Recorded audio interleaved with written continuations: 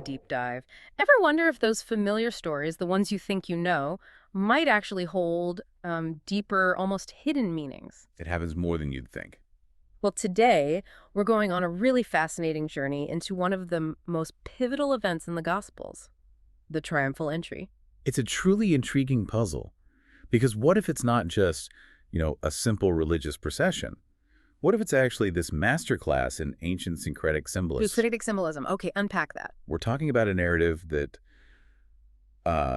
really cleverly blends powerful Roman imperial imagery with very profound Jewish messianic expectations. It's doing two things at once. Okay, so for this deep dive, our mission is to really extract the key insights. We've got ancient Roman historians, early Christian writers, the New Testament itself. Exactly. We're looking at Plutarch, Josephus, Cassius Dio, people like Cyril of Jerusalem, John Chrysostom, Ambrose of Milan, plus the Gospels and Paul's letters. And the goal is to explore how this story was, well, purposefully crafted, wasn't it? Yeah. To resonate with both Jewish and Roman minds. That's the core idea. Mm-hmm. And there's this working hypothesis, shared by quite a few scholars, that a lot of the New Testament might have been designed to create a sort of pacifist Judaism.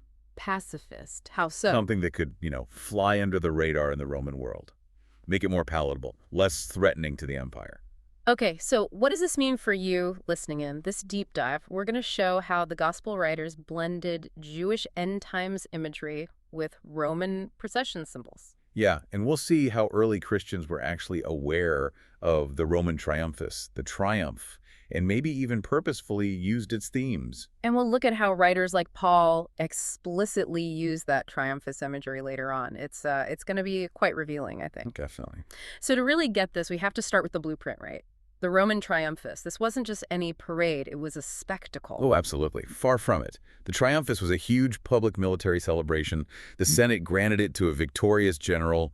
It was the ultimate display of Roman power. And it all led somewhere specific. Yes, it culminated in a solemn sacrifice at the temple of Jupiter Optimus Maximus, right there on the Capitoline Hill. And the features, the way it unfolded, were very specific. I remember reading, it was custom for the general to process through the city, Right. captives in chains following behind, spoils of war displayed, all the way to Jupiter's temple. It wasn't just a walk, it was a statement, a display of dominance. Precisely. And the route itself was iconic. It usually started outside the city walls at the Porta Triumphalis, the triumphal gate. Okay. That it processed through these crowded streets, people cheering, lining the way. Imagine it, palms, laurel branches, incense, music. It was a whole sensory experience. But it had a dark side, too. It did. That culmination at the Capitoline Hill often involved not just sacrifices to Jupiter, but chillingly, the execution of prominent prisoners of war. Okay, so that's the Roman blueprint. Now, here's where it gets really interesting. When you look at the triumphal entry in the Gospels, wow, the echoes are almost startlingly clear, aren't they? They really are. The procession starts outside Jerusalem Mount of Olives. It enters the city, likely the Golden Gate. It culminates at the temple complex. That pattern, Yeah. it's almost uncannily similar. And the crowd's reaction mirrors it too. Waving branches, singing psalms that sound like victory chants, a leader at the head, followers behind. Anyone familiar with the Roman triumph would have recognized that pattern immediately. Without a doubt. The structure, the crowd behavior, it maps right onto it. Now, I know what some listeners might be thinking. Hang on, palm branches. Isn't that more of a Sukkot thing, the Feast of Booths? Not Passover week when the Gospels placed the entry. That's a great observation. And it leads us right into the Jewish roots of this imagery, which are just as important. So, Sukkot. Yeah. In Jewish tradition, Sukkot is deeply connected to final redemption.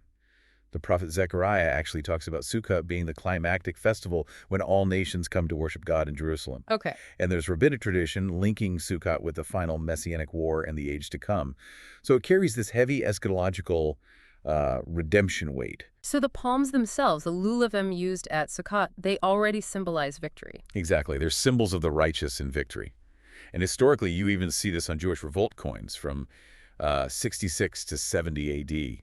Palms symbolize national victory hopes, specifically over oppressors like Rome. Wow. But then there's the Roman side again, those Judea Capta coins. Right. The coins Rome minted after crushing the Jewish revolt. They show Judea personified, sitting defeated under a palm tree. So the palm branch has this double meaning. Okay. Relevant to both sides. Precisely. It carries this bilateral meaning. It works in both symbolic languages, Jewish and Roman, which really highlights how syncretism, this blending of ideas, was, well, it was kind of the name of the game for Rome. They were very willing to absorb and mix religious concepts. Okay, so this blending of worlds, that's the syncretic core we're talking about in the gospel narrative. Let's dig back into those palms from the Roman angle. Absolutely. Because in Roman art, on their coins, the goddesses of victory, Victoria or Nike in Greek, they're often shown carrying palm branches. Laurel crowns too, but palms were key. So it wasn't just for triumphs. No, it was a general symbol of victory.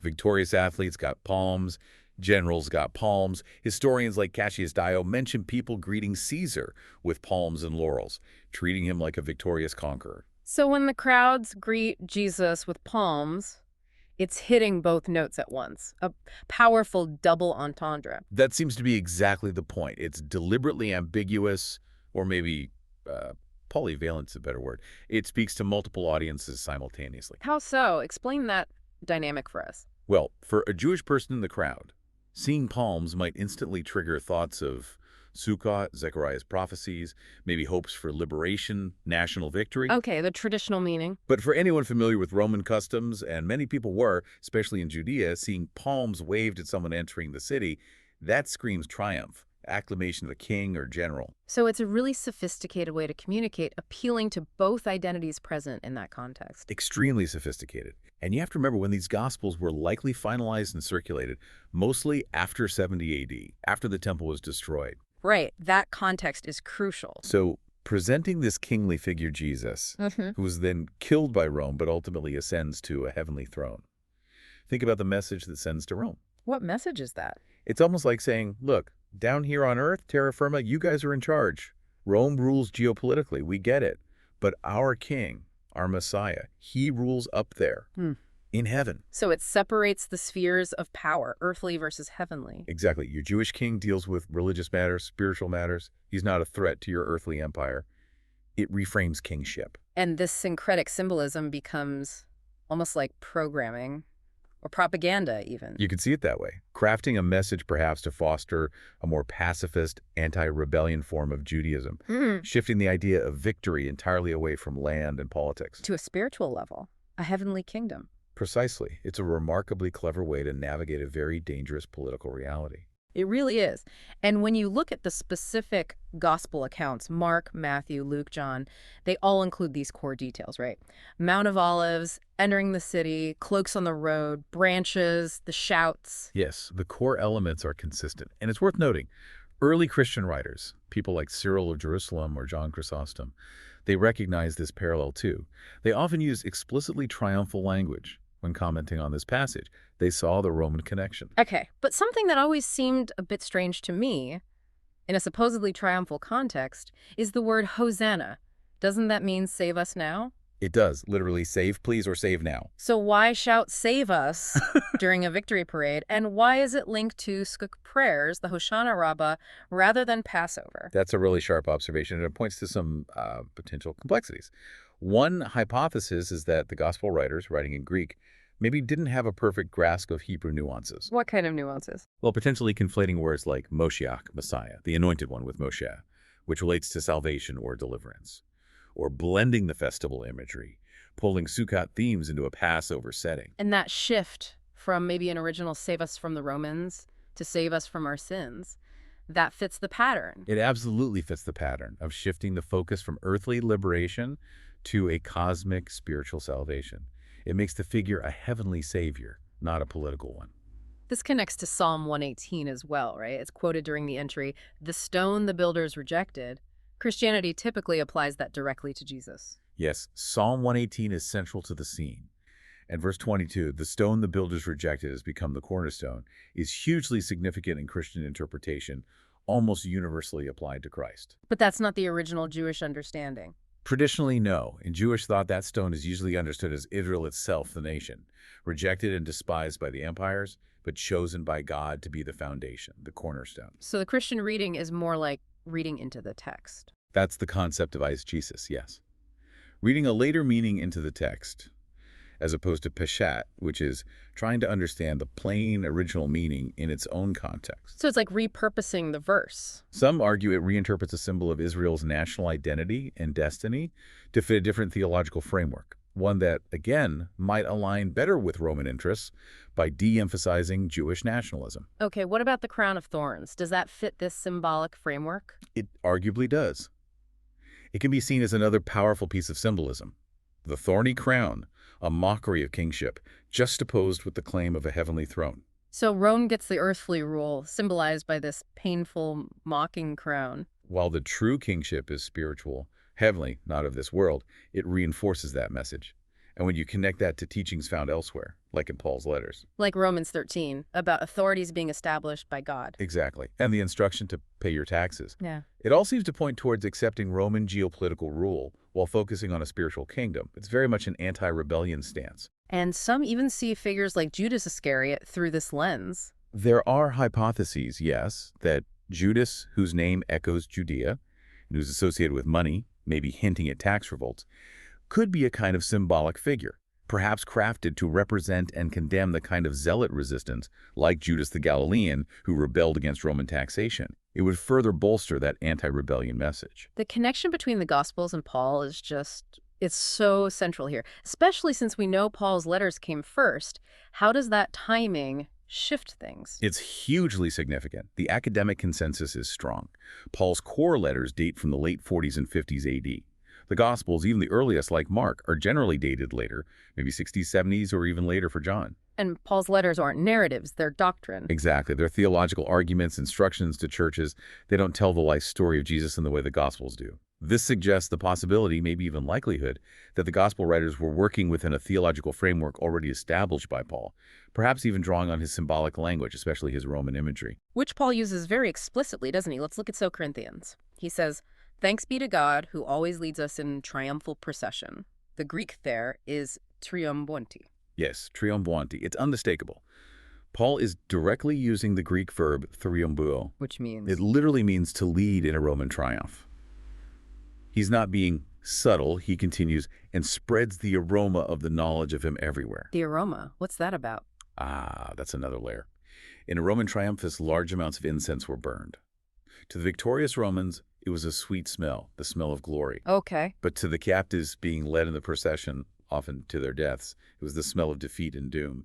An aroma from death to death, as Paul puts it, versus life to life for the victors, or in his analogy, for believers. Wow. So he's painting Christ as the triumphant general, and believers are part of this spiritual procession, this divine parade. Precisely.